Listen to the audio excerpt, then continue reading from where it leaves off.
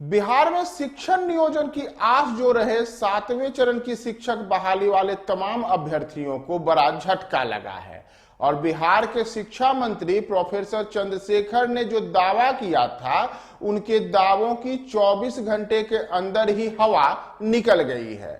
नमस्कार, मेरा नाम प्रियदर्शन है और आप देख रहे हैं न्यूज 4 नेशन। और बिहार में शिक्षक बहाली को लेकर के एक जो बड़ी खबर के साथ हैं हम, उसमें यह है कि बिहार में नीतीश कैबिनेट ने आज 7वें चरण की शिक्षक जो नियोजन की प्रक्रिया थी उस पर अपनी मुहर नहीं लगाई है। और जहां प्रोफेसर चंद्रशेखर कल ही बड़ा ट्वीट करके यह कह रहे थे कि बिहार में शिक्षण नियोजन की प्रक्रिया पूरी तरीके से गतिमान है, अब बिहार कैबिनेट की इस पर केवल मुहर लगनी शेष है, तो इस पर बिहार कैबिनेट में ऐसी कोई चर्चा नहीं हुई है। और प्रोफेसर चंद्रशेखर ने न जाने किस दावे के तहत वो ट्वीट किया था, जिससे लाखों अभ्यर्थियों की उम्मीदों को काफी बाँछें खिल गई थी। लेकिन अब उन अभ्यर्थियों को बड़ा झटका लगा है कि अभी तो उनकी शिक्षक जो नियोजन की प्रक्रिया थी, इसके लिए उन्हें लंबा इंतजार करना पड़ेगा।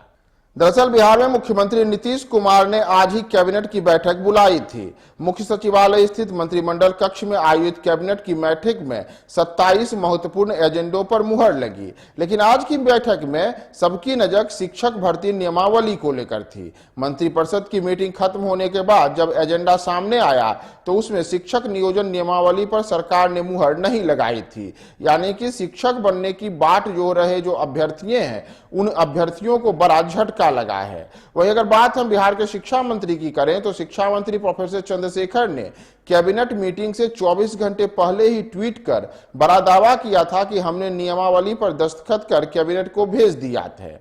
शिक्षा मंत्री का दावा अब फेल हो चुका है, जबकि शिक्षा मंत्री ने बुधवार को ही कहा था कि अगले 24 घंटे में ही हम बिहार में शिक्षकों के लिए बड़ा ऐलान करने वाले हैं। उन्होंने कहा था कि 23 फरवरी को जो ट्वीट है उसमें उन्होंने दावा किया था कि 7वें फेज शिक्षक नियोजन नियमावली पर मैंने हस्ताक्षर कर दिया है, अब यह कैबिनेट में जाएगा।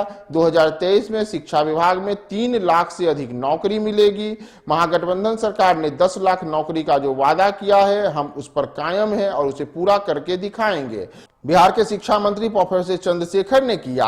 वहीं उस ट्वीट के 24 घंटे बाद ही यानी कि 24 फरवरी को जब नीतीश कैबिनेट ने अपनी बैठक बुलाई तो कैबिनेट की मीटिंग खत्म हुई तो शिक्षा मंत्री का दावा हवाई साबित हो गया। इस तरीके से 24 घंटे के अंदर ही प्रोफेसर चंद्रशेखर का जो दावा था वह औंधे मुंह गिर गया।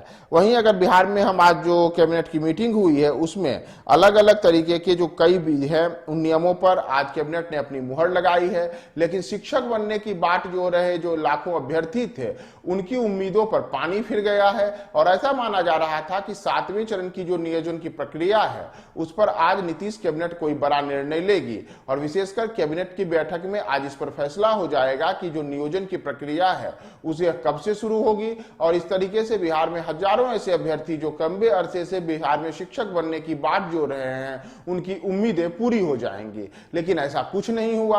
प्रोफेसर चंद्रशेखर ने 24 घंटे पहले ट्वीट करके जरूर लोगों के अरमान काफी बढ़ा दिए थे, लेकिन उनके ट्वीट हवाई साबित हुए हैं। और प्रोफेसर चंद्रशेखर जो अक्सर अपने बयानों के कारण विवादों में रहते हैं, चाहे वह रामचरितमानस को लेकर के दिया गया बयान हो या फिर अन्य विवाद, इसके बाद अब उनका जो शिक्षक नियोजन को लेकर के किया गया ट्वीट था, एक प्रकार से देखें तो यह भी एक विवादित ट्वीट ही रहा कि उन्होंने ट्वीट तो कर दिया लेकिन उनके ट्वीट के बाद कैबिनेट में इस पर कोई चर्चा भी नहीं हुई, इस पर कोई मुहर नहीं लगी। और अब उन जो अभ्यर्थी थे जो शिक्षक बनने की बात जो रहे थे, उन्हें अभी भी लंबा इंतजार करना पड़ेगा।